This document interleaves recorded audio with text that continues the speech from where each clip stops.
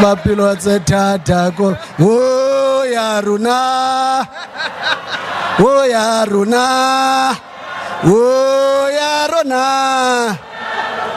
bapilo tata yaruna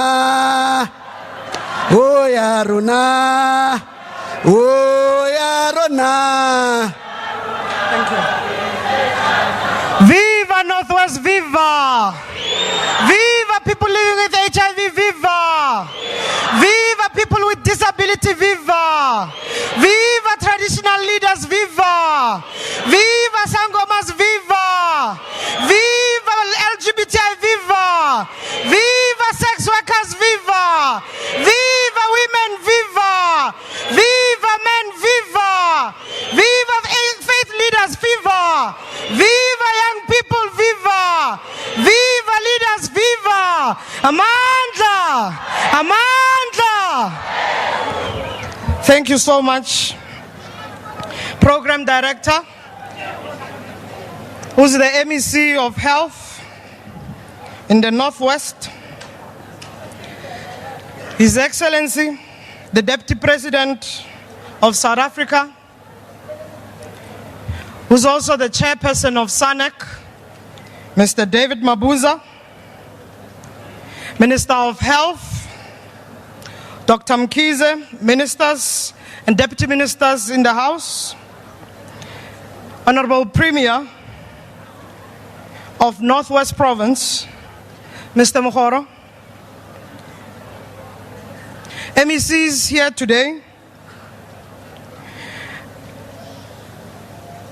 Makhosi Aruna, led by Khosi Mabi, who's the House of Traditional Leaders Chairperson.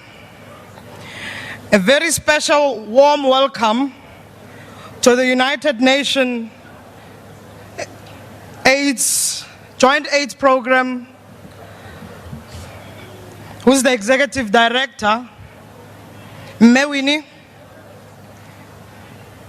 You are welcome to South Africa, and we appreciate to make your first World AIDS Day event with South Africa. So thank you so much. Let's clap that hand because we are special as South Africa. The Deputy Chairperson of Civil Society Forum, Comrade Nduku, National Sector Leaders who are members of SANEC Plenary, Provincial Co-Chair of the Northwest AIDS Council, Mr. Binambi Mano, and members of Northwest Provincial Council, Dumelang. Representative from Labour, from private sector, SANEC Trust, development partners, comrades, friends, colleagues, good day. Today is not just an ordinary day, it is the day we come together as South Africa. Today we join millions of people across the globe to mark and commemorate World AIDS Day under the theme, Communities Make a Difference. We come together in our diversities, determined that the epidemic cannot be overcome without a coordinated and concerted effort. We come together with a clear understanding, with knowledge and experience that the epidemic is not merely a health challenge, but it is all our responsibility. It is the challenge with profound social, cultural, and economic consequences. We know that it cannot be done just by government. We know that it cannot be done just by civil society. We know that it cannot be done by development partners.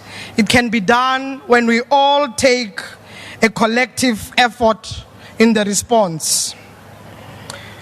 Deputy President, we understand our long history of multiple struggles. As we are here today to remember many people living with HIV who stood up many years ago when our government could not give treatment. We remember those days. We come from that long history. We lost many people.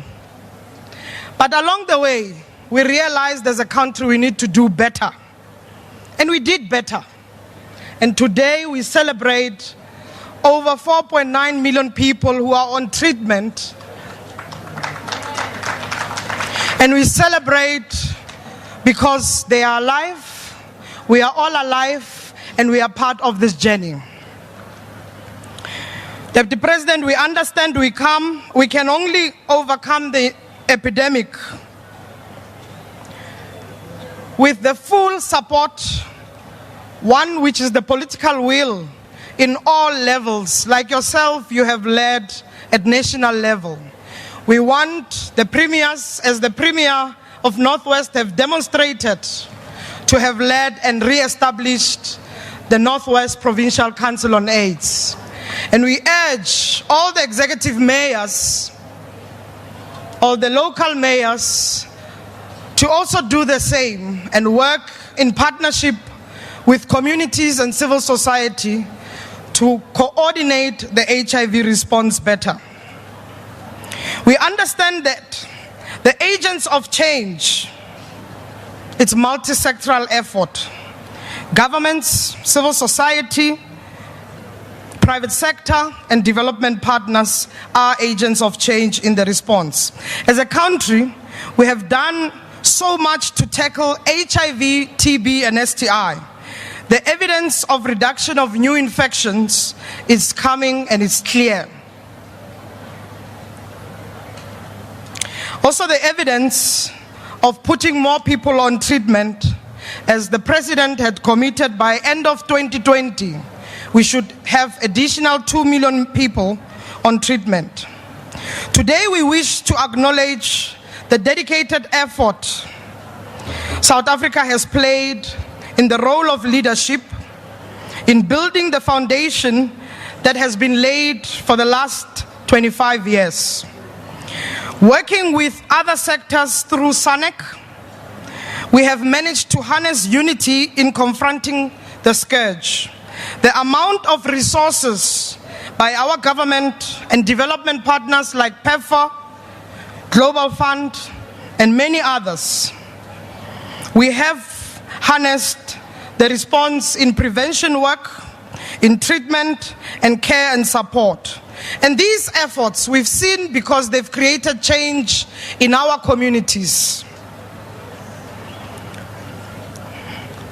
But we want to say, Deputy President, much more needs to be done. As per Goal 3, 4, and 5 of the National Strategic Plan, we need to pay attention on social and structural drivers. We need to deal with human rights violation. And we need to focus on key and vulnerable population. Where lives are at stake, we need to be champions of change and not be silent where there is injustice. Freedom was never won lying down. People stood up and fought. People stood up with us and fought with us. Solidarity was found in spaces everywhere across the country, even outside the borders of our own country. We need to learn and extend the helping hand. Deputy President, I also bring to your attention the situation in Zambia, where 2 gay men were sentenced to 15 years in jail because they love each other. Deputy President, the situation in Uganda, where over 100 people, 100 LGBTI persons were arrested as per the attempt also of silencing. The situation in Malawi and in Nigeria of targeting and smoking out LGBTI community is concerning. Deputy President, the lives are at stake. African lives are at stake. It is a shame on these countries that they do not observe their own international obligation, as they are signatories to the international obligations and the Universal Declaration on Human Rights. But it also would be a shame on us if we become bystanders where there is an unjust system around us in our own region, the African soil. Like this theme, communities make a difference. The people will not wait for government. We did not wait when there was no treatment. We had led South Africa. Has stood up with the people of South Africa. We are also saying, South Africa, it is important to build solidarity. Deputy President, we are marking 16 days of activism against violence against women and children, LGBTI persons, and all people in their diversity. During this period, we remember those who made a difference as communities. We remember people like Simon Nkoli, who died on the 30th of November in 1998. Simon Nkoli was a liberation struggle activist. He was in the treason trial. He was gay and he was living with HIV. We remember Prudence Mabele, who died a year ago, who was amongst us and who was a leader in the people living with HIV. We remember Gugu Dlamini, who was stoned to death in KwaZulu-Natal. We remember many more people who died. And today, as we stand here, we say nobody must die, like all of them have passed on. Deputy President, we have no choice but to deploy every effort, mobilize every resources, utilize every skills at our national possesses to ensure that we prevail. Where there's corruption, it must be rooted out. Where there is incompetency, it must be rooted out. We cannot allow where AIDS Council secretariats are not functional in local level, in provincial level, and even at national level. Where there's incompetency, we must get rid of incompetency. Deputy President, communities, NGOs are part of the response, as you know. And we want to say transformation is key. Investment to local groups is key to part of the response. Minister of Health, we have made a commitment as SANEC, civil society. National health insurance is needed now more than ever.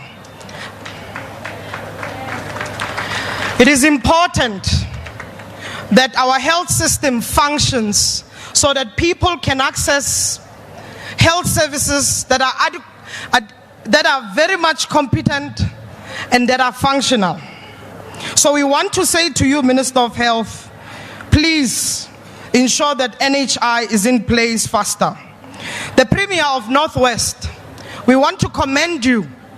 We want to commend the MEC of Health for heeding to the call of re-establishment of the council in the province. Within 2 months, Northwest was able to deliver.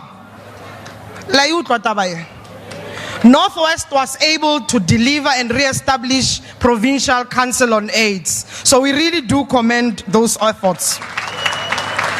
Deputy President, our biggest concern is the comprehensive sexuality education, which is being challenged by religious bigotry.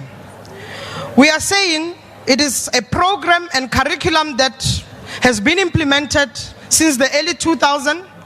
We are asking that we safeguard comprehensive sexuality education, that this must never leave the school curriculum. It must be safeguarded because it's part of our school health education program. Deputy President, decriminalization of sex work, we have committed as plenary, and we are calling the country to fast track what could help us in the response. Moving forward, let me emphasize the importance of accountability because it's very much important. Accountability not only just for government, but for civil society, for development partners, and as well as all community members. It is very crucial. We urge all of us to take responsibility. Thank you. Thank you. Thank you. Thank you. Thank you.